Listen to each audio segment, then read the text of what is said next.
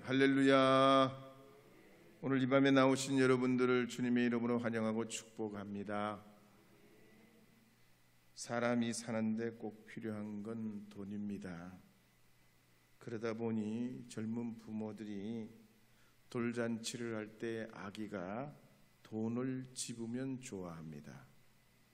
또 공부를 열심히 하는 것도, 기술을 배우는 것도, 의사나 판사나 변호사가 되는 것도, 심지어 친구를 사귀거나 배우자를 선택하는 것도 모두 돈과 연관이 되고 있습니다. 물론 우리가 생활하려면 돈이 있어야 되고 없으면 안 되지만, 그러나 돈은 하나님이 아닌 것입니다. 어떤 사람이 길을 가다가 하수구에 돈을 떨어뜨렸습니다. 500원짜리면 아쉽지만 포기를 합니다. 1000원짜리면 허리를 굽으려 보다가 안 되면 맙니다. 5000원짜리를 떨어뜨리게 되면 앉아서 건져보는 거예요. 10,000원짜리를 떨어뜨리면 엎드려서 건져봅니다. 그런데 50,000원짜리가 떨어지면 2판, 4판으로 건지려고 합니다. 왜 그렇습니까? 돈의 가치 때문에 그렇습니다. 목회도 신앙도 돈으로 살 수 없는 소중한 가치들이 있습니다. 한 영혼이 주님께 돌아와 구원받고 영생의 길로 나가면 그보다 더 귀한 것이 없는 것입니다. 그러기에 바울은 아데네스 아굴라와 브리스길라 부부와 함께 그들이 과거에 한 번도 만나본 적이 없었지만 장막 짓는 일로 함께 생업을 이루어가면서 복음의 동지가 됩니다. 요즘이 어떤 시대입니까? 유전자로 가위질을 할 수 있는 기술의 시대입니다. 아직 초보 수준이긴 하지만 아기를 내 맘대로 낳는 세상입니다. 유전적 질병은 제거하고 건강을 짜맞춤하는 시대가 다가오고 있습니다. 인간의 뇌나 인공지능과도 연결하는 걸 연구하고 있습니다. 앞으로 2045년, 그러니까 20년 약 후가 되면 사람의 생각을 컴퓨터에 연결하고 컴퓨터의 자료를 인간 두뇌에 업로드할 수 있는 수준이 된다고 그랬습니다. 그래서 이걸 선택할까 저걸 선택할까 고민할 필요가 없습니다. 앞으로는 웬만하면 인공지능이 다 합니다. 요즘 그래서 주식도 AI주가 강세를 보입니다. 왜냐하면 미래가 그쪽으로 가고 있기 때문입니다. 학생들이 지금은 일반고냐 어떤 학원이 좋냐 그러지만 미래는 일반 학교나 학원에 갈 필요가 없는 시대가 옵니다. 그래서 미국은 이미 10년 내에 4,000개 대학 중에 2,000개가 붕괴된다고 보고 있습니다.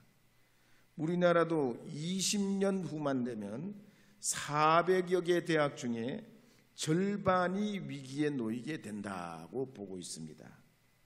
특히 학비가 비싸고 실용적이지 않는 학과나 대학들은 여지없이 문을 닫게 됩니다.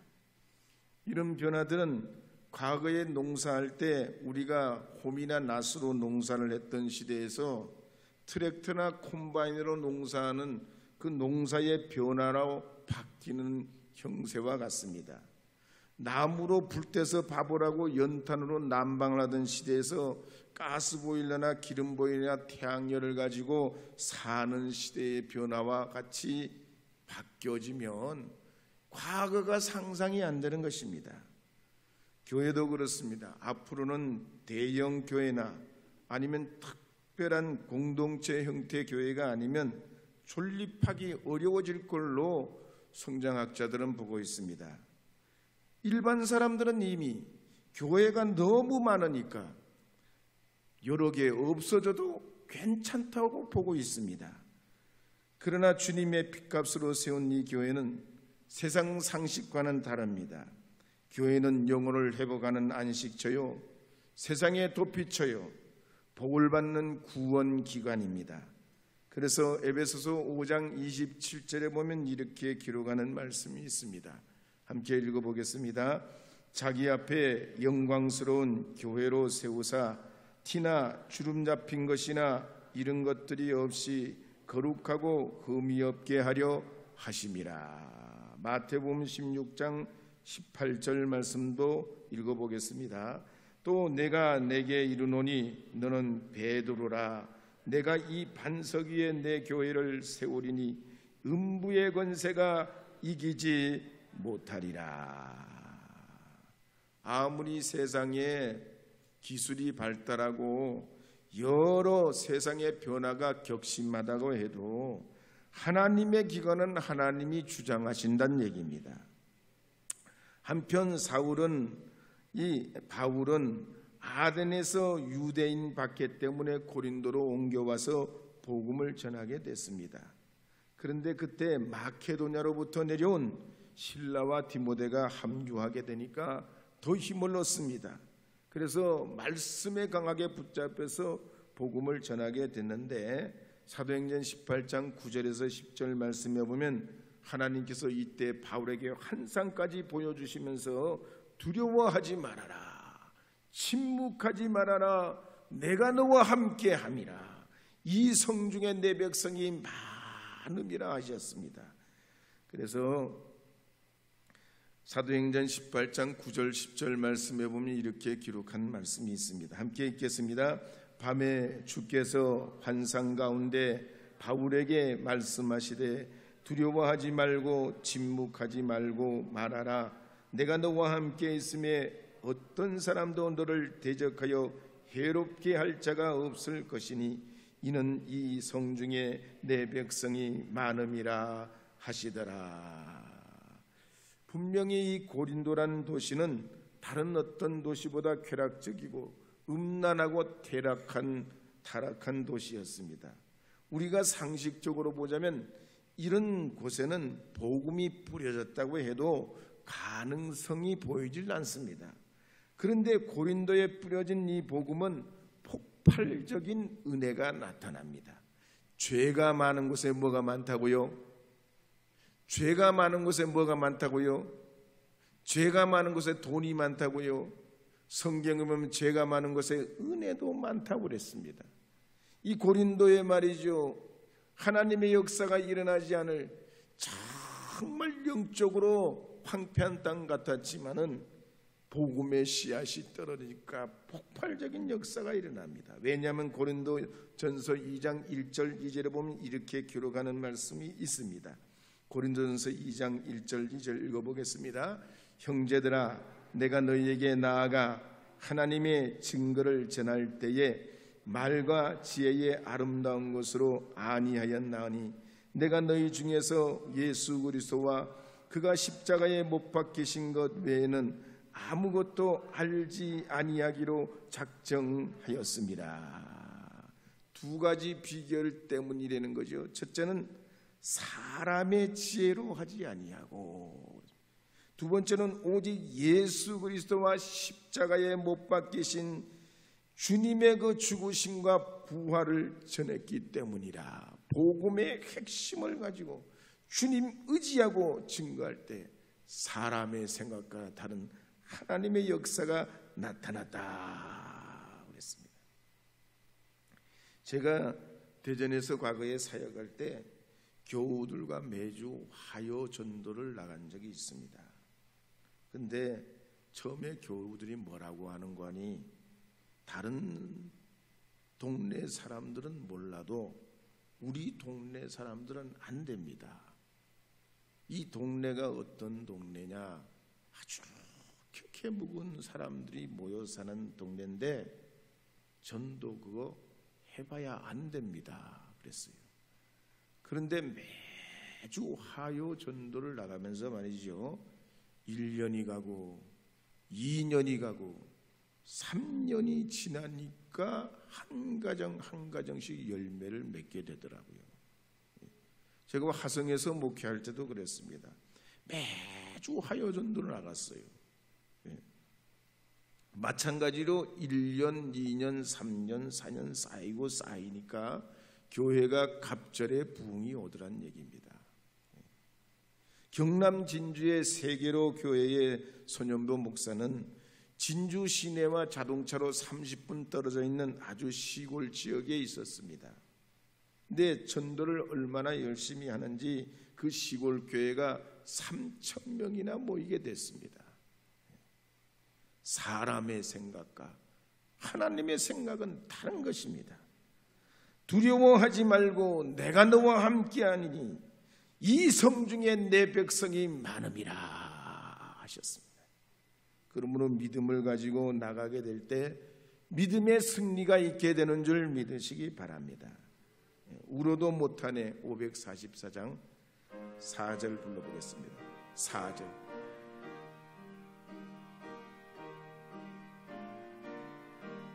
믿으면 되겠네.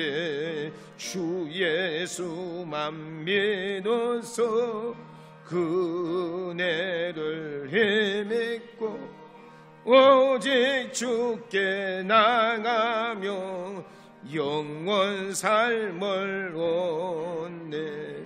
십자가에 달려서 예수 고난 당했네. 나를 구원하시리 예수밖에 없네. 사도행전 18장 12절 13절 말씀 읽어보겠습니다. 갈리오가 아가야 총독되었을 때에 유대인이 일제히 일어나 바울을 대적하여 법정으로 데리고 가서 말하되 이 사람이 율법을 어기면서 하나님을 경외하라고 사람을 권한다 하거늘. 오늘 말씀해 보면 행정구역상으로 고린도 지역을 총괄하고 있는 아가야 지방, 그러니까 우리 이 계룡시가 어디에 행정구역상 소속이 돼 있죠? 충청북도요? 대전시요? 충청남도죠. 이 고린도가 그랬으면 고린도가 아가야 지방에 소속해 있었습니다. 근데 이 아가야 지방의 총독이 유명한 철학자요 네로 황자의 스승인 세네카의 형 시인이었던 갈리오입니다. 이 갈리오가 보통 집안 사람이 아니잖아요. 세네카의 형이었다니까요. 로마 시대 최고의 철학자 중에 한 사람이 세네카의 형이요. 그리고 시인이었어요. 그리고 권력을 갖고 있었습니다. 이때가 주 52년경인데 이 갈리오가 고린도에 부임하게 될 때 유대인들이 바울을 붙잡아 와서 고소를 합니다. 제목을 씌워가지고 법에도 없는 죄를 걸어가지고 자기들의 관습과 다르다고 이 바울을 어려움에 처하게 해요. 그러자 이 갈리오가 이 사건을 살펴보고서 자기 양심에 입각해서 이 사건을 각하시켜 버립니다. 이걸 보면은요, 하나님께서 믿지 않는 갈리오가 하나님 편에 서게 하시는 걸 봅니다. 그래서 사도행전 18장 14절 15절 16절에 보면 이렇게 기록하는 말씀이 있습니다. 함께 읽겠습니다. 바울이 입을 열고자 할 때에 갈리오가 유대인들에게 이르되 너희 유대인들아, 만일 이것이 무슨 부정한 일이나 불량한 행동이었으면 내가 너희 말을 들어주는 것이 옳거니와 만일 문제가 언어와 명칭과 너희 법에 관한 것이면 너희가 스스로 처리하라. 나는 이러한 일에 재판장 되기를 원하지 아니하노라 하고 그들을 법정에서 쫓아내버렸단 거예요. 그래서 하나님께서 우리를 들어쓰실 때는 하나님 오른팔만 들어쓰는 게 아닙니다. 세상의 수많은 사람들, 기관과 기업을 통해서도 일하시고 신자, 불신자를 넘어서 하나님은 역사하시는 줄 믿으시기 바랍니다. 제가 대전에서 목회할 때 그 교회가 그린벨트 지역 안에 있었습니다. 당연히 교인들이 몇 되지 않니 20명 내외 정도 됐습니다. 교회가 자립할 길이 없습니다. 자립을 면할 길이 없어요. 20몇 명 됐어요. 그리고 다 가난한 사람들이 거의 대부분이에요. 그래서 그 교회를 개척했던 목사님도 떠나고 그 다음에 제 전임자도 7년 목회하고 큰 교회 부목으로 가셨습니다. 그때 제가 부임하자마자 다른 교회에서 지원받던 선교비를 다 끊어버렸어요. 그리고 하나님 앞에 기도하기 시작했어요.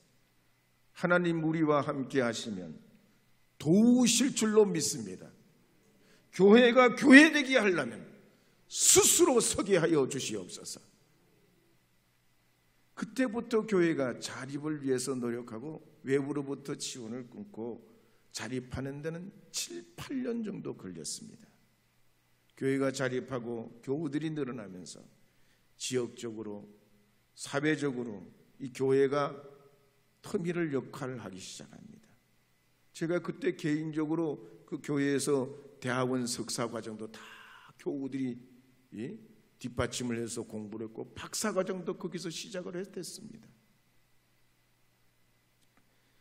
저는 중학교 때부터 교회 생활을 할 때 교회에서 교육비 지원을 중고등부 때 받지를 않았습니다. 우리가 중학교 때는 선생님이나 전도사님이 운영해 주는 게 아니라 학생들 자치로 운영을 하게 했습니다.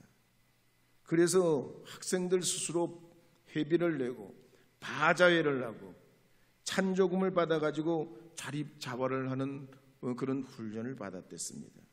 그래서 천못회지에서도요 1년 결산이 700만 원밖에 안 돼요. 700밖에 안 돼요. 자립이 안 됩니다. 그 교회도 마찬가지로 선교비를 제가 부임하는 날부터 끊어버렸습니다. 그러니까 어떤 분들이 말이죠, 뭐가 잘났다고 선교비 끊냐, 미자립 교회에서 막 그러시더라고요. 그런데 산골 교회라도 하나님이 붙들어 주시면 믿음으로 자립하고 그 자활의 힘으로 하나님의 역사와 은혜를 끼쳐갈 수 있는 게 복음의 힘이라고 믿습니다.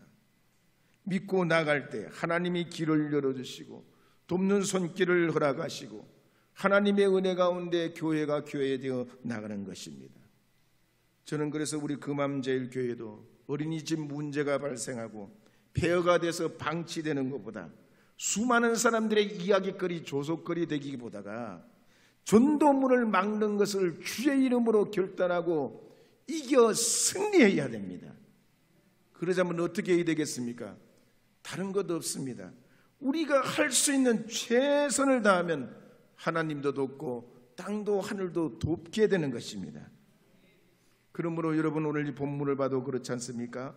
바울이 하나님을 의지하고 믿을 때 이 불신자 갈리오가 역사하는 일을 합니다. 복음의 길을 열어주는 자가 됩니다. 바울이 처음에는 유대인들 박해로 인해 가지고 이 갈리오 앞에 끌려갔지만 오히려 이 끌려간 이 바울이 갈리오라는 그런 대단한 유명한 사람을 만나고 알게 되는 계기가 되어버립니다. 이런 결과는 바울이 말솜씨가 좋아서 그런 것도 아니고 지혜가 있어서 그런 것도 아니라는 걸 우리가 성경을 통해 읽었습니다. 바울의 입장에서 보면 유대인들이 지긋지긋하고 거머리 같고 싫어도 보통 싫은 사람들이 아닙니다. 더욱이 이 유대인들은 1차 전도 여행 때부터 사도행전 마지막까지 계속 들러붙어서 방해꾼 노릇을 합니다. 그럼에도 불구하고 이 바울이 포기를 하지 않습니다. 그들이 문제를 일으켜도 다시 안식일에 유대인 회당으로 나갑니다. 한 영혼이라도 더 건져내려고 하는 하나님 앞에 그 신실한 믿음을 가지고 나갈 때 이 바울은 유대인의 핍박을 통해서 갈리오를 알게 되고 갈리오를 통해서 합법적으로 복음 전도하는 길이 열리게 된 것입니다. 그러므로 18절 상반절의 말씀에 보면 이렇게 기록하는 말씀이 있습니다. 18절 상반절 말씀 함께 읽겠습니다. 바울은 더 여러 날 머물다가 형제들과 작별하고 배 타고 수리아로 떠날새. 여기서 바울이 고린도에 더 여러 날 머물렀다는 말은 프로스메이나스라는 헬라어인데 더 꼭 붙어서 인내하고 머물러 있었다는 얘기입니다. 우리가 보통 일이 힘들면 관둬버리고 포기해버리고 피해버립니다. 빨리 떠나려고 그걸 벗어나려고 합니다. 그런데 바울은 그렇지 않았다는 것이죠. 복음의 열매가 맺도록 하기 위해 더 인내하고 더 견뎌내고 더 하나님 앞에 기도하고 나갈 때 그곳에 결국은 열매 맺게 하시더라 하는 겁니다. 어떤 신앙서적에 보면 이런 말이 있습니다. 1년 후에 추수하려면 곡식을 심고 10년 후에 추수하려면 나무를 심으라. 그리고 100년 후에 추수하려면 사람을 심고 영혼을 얻으려면 복음을 심으라 그랬습니다. 음악의 아버지 요한 세바스찬 바흐는 젊어서 고생을 무지하게 많이 했습니다. 그는 라이프치히에서 성 토마스 교회에 오르간 연주자로 봉사를 했습니다. 작고 대단한 교회가 아닌데 거기서 올겐 연주를 하면서 봉사를 합니다. 주일마다 찬양대가 부르는 그 찬양을 작곡하면서 그걸 사명으로 알고 열심히 매주 새로운 곡을 만들어내기 위해서 노력을 합니다. 그랬더니 후대 사람들이 이 바흐의 작품을 분석하고 연구해 봤더니 이 바흐의 작품의 대부분은 그 라이프치히 시절에 애쓰고 힘써서 작곡했던 그 작곡들이 다 기초가 돼서 음악의 아버지가 됐다는 얘기입니다. 그래서 265개 파이프 오르간곡, 263개의 합창곡, 356개의 오르간곡, 162개의 피아노곡, 여러 명작을 만들어낼 수 있었던 겁니다. 하나님의 주신 오르겐, 그것이 사명인 줄 알고 감당하고 붙잡고 날마다 매주마다 새 곡을 위해서 애쓸 때 그걸로 끝난 게 아니라 이 바흐가 자기가 성장하는 위대한 음악가로 나가는 디딤돌이 됐다는 얘기입니다. 사랑하는 여러분, 오늘도 우리가 한 영혼을 위한, 한 생명을 위해 얼마나 인내를 해야 될까요? 얼마나 기도해야 될까요? 얼마나 부르짖어야 할까요? 어거스틴 어머니는 어거스틴을 위해서 30년 이상 기도했습니다. 미국의 유명한 부흥사 조나단 에드워드 목사는 그가 죽고 난 다음에 150년이 경과했을 때 그 자녀 후손들이 믿음의 열매를 맺게 됩니다. 수많은 유명 인사가 이 에드워드의 자손들이 되게 됩니다. 어떻게 그럴 수 있겠습니까? 오늘 이 성경에 나온 프로스메나이스, 더 참는 것입니다. 더 인내하는 것입니다. 더 머무르는 것입니다. 저도 개인적으로 아주 좋아하는 말이 있습니다. 한 번 더요. 원스 어게인이요. 한 번 더요. 한 번 더 해보는 거예요. 한 번 더 믿고 가는 거예요. 여러분의 삶에 힘들어도 한 번 더 주님 의지하시면서 나가시기를 바랍니다. 어려워도 한 번 더 해보시기를 바랍니다. 2000년 전에 이 초대교회 당시에 바울이 이 유럽에 복음화를 한 것은 한 번 더 인내하고 한 번 더 기도하고 한 번 더 권면하고 한 번 더 사랑을 실천했기에 이 복음의 열매가 맺게 된 것입니다. 오늘 우리 시대도 이 금암저희교회를 통해서 여러분 하나님 앞에 믿음의 선한 열매를 맺기 위해서 더 참고 더 믿음으로 더 기도하고 주 앞에 나가게 될 때 선한 열매를 맺게 하여 주실 줄로 믿습니다. 하나님의 그런 은총을 우리에게 베풀어 주실 줄로 믿습니다.